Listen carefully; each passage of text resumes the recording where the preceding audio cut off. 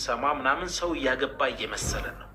ነገር ግን 10 ሰዎች ተሰብስበው ወይም 10 ወንዶች ተሰብስበው በአንድ ቦታ ላይ ከ10ሩ 7ቱ ላጤ የሚሆኑበት ወይም ደግሞ ያላገቡ እየሆኑ ያሉበት ተጨባጭ።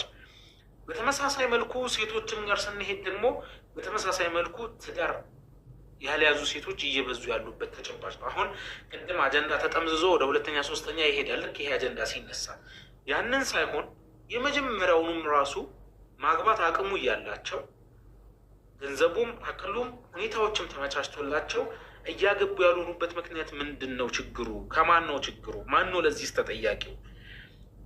በተለይ እንደ ወንዶች የእውነት ሚስት አተው ነው ወይ ለማግባት ፈልገው መጥተው እናግባ ሲሉ ዙሪያቸው ላይ ሰፈራቸው አካባቢዎች ላይ ዘመዶቻቸው ጋር ጓደኞቻቸው ጋር ምንድነው የእህት ባል ቤተሰቦች እንደዚህ በዙሪያቸው ያሉ እህቶች ጠፍቶ ነው ወይ እያገቡ ያልሆኑት?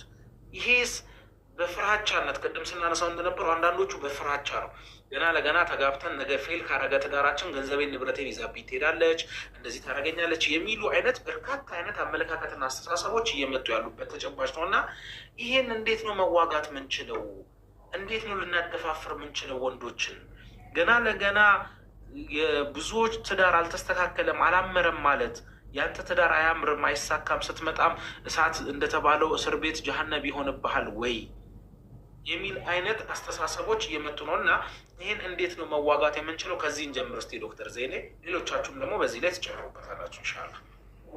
መርሐባ። ያው ሌሎችም ጊዜ ለመስጠት ያህል በቅድሚያ የተሰራብን ወደዚህ ጉዳይ እንዳንመጣ ያደረገን በአላህ እስኪ ሙቤ ትዳሬ ስኬታማ ነው ባሌን አመስግኑልኝ ብላ የመጣች ሚዲያ ሴት ታውቃለህ ወይ ወንድ ታውቃለህ? በአጋጣሚ ሙባረክ ኢንተርቪው ስትደረግ በአላህ እሙ ሂባ እንዴት ናት ስትባል በህይወቴ ውስጥ አግዛኛለች እዚህ እንድደርስ ምናምን ልትል ትችላል። ነገር ግን በሚስት ርዕስ ብቻ ገብተህ ወይ በሚስት ርዕስ ብቻ ገብቼ በቃ ፐርፌክት ናት ብዬ ስለ እሷን ለማመስገን ብቻ መድረክ ላይ ወጥቼ ይህን ብቻ ፕሮግራም ይዤ የሚመጣ ሰው አለ። ብዙሃኑ በደለኝ፣ ልጆችን ይዞብኝ ሄደ፣ ገንዘቤን ቀማኝ ምናምን እያንዳንዱ ለመክሰስ ችግሩን ለማውጣት የተፈጠረው ሙሲባ ለመናገር ነው መድረኩ በጣም ዝግጁ የሆነው። ሰውም በዚህ መንገድ ነው የሚሯሯጠው የሚለው ምናምን እና ያነውም ከአንድ ወገን ሳይሰማ ማለት ነው። ስለዚህ ብዙ ጊዜ በሚዲያም ይሁን በተለያየ መንገድ የሚነገረን ነገር የተንሸዋረረ ሀሳብ ነው። በቃ ሙሲባውና ችግሩ ትዳር ቻሌንጅ አለው፣ ግን ደስታም አለው። ሀቂቃ ትልቅ ሀሴት አለው። ከችግሩ ከቻሌንጁም ደስታው ይበልጣል፣ ያመዝናል። ነገር ግን የሚወራው ስለ ሙሲባው ብቻ ስለሚወራ ነው። ትልቁ ነገር ሙሲባው፣ ችግሩ፣ የምታልፍበት መንገድ ምናምን ኃላፊነቱ፣ ሬስፖንሲቢሊቱ ምናምን፣ አስቸጋሪነቱ፣ ውጣ ውረዱ ምናምን ይሄ ጉዳይ በቃ እሱ ብቻ ነው የሚወራው። ከዛ ፎቢያ ሆኗል። በቃ አሁን ላይ ትዳር ሲወራ ምናምን ሁሉም ሰው እኮ ነው ሰው ስለ ሁለተኛ ብቻ መሰላችሁ ሲወራ እንደዚህ የሚደነግጠው? ስለ ትዳር ሲወራ የሚደነግጣል። አሁን እኛ የሺ ሁለተኛ ስለሆነብን ነው። ነገር ግን አይደለም ወላሂ ጭራሽ ስለ ሐውለ ዚዋጅ ሲነሳ ውስጡ ይፈልጋል፣ ግን ለአፉ የሚጠቀመው አእምሮ ላይ የተሞላው ነገር ስላለ የመጀመሪያው የሚጠቀመው ነገር ኖ እንዴ ትዳር በዚህ ሰዓት በዚህ ዘመን ምናምን የሆነ የሙድ መያዣ ሆኗል። የመጀመሪያው የሚወራብን የተጫነብን ርዕስ ነው።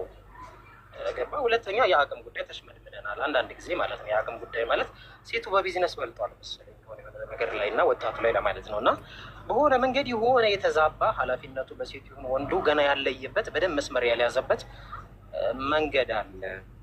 እሱም ትልቅ ሙሲባ ሆኗል ማለት ነው። እና እነዚህ አይነት ነገሮች ይጎትቱናል። ከዛ በተጨማሪ ግን ይቅርታ ያርጉልን ሴቶች፣ በጣም ይቅርታ ጋር ነው የምጠይቀው። ይሄ ሲባል ብዙሀኑን ሴትም ላይሆን ይችላል፣ ወይም ደግሞ ንጹሀኖችን የሚነካ ነገር አይደለም።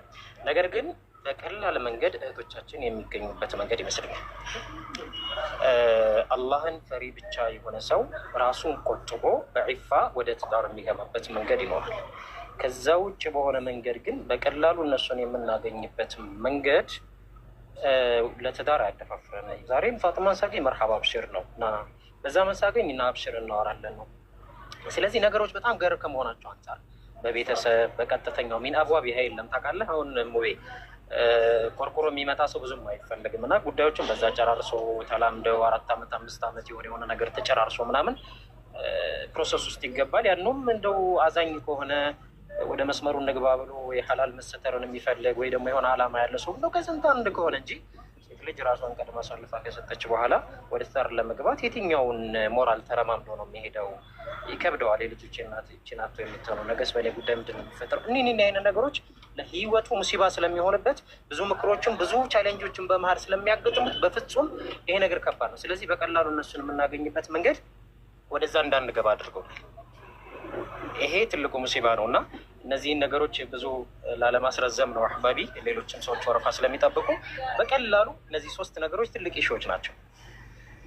እነዚህ ነገሮች ደግሞ ከሰራንባቸው ወደ መስመሩ መውጣት በጣም ቀላል ይሆናል። ስለዚህ ሴቶች አንዳንድ ጊዜ መጥሉባና ጣሊባ የሚባል ነገር አለ። ወንድ ልጅ ጣሊብ ነው፣ ፈላጊ ነው፣ ሀቢቢ ዳሶ የሚመጣ ነው፣ የት ነሽ ብሎ የሚመጣ ነው።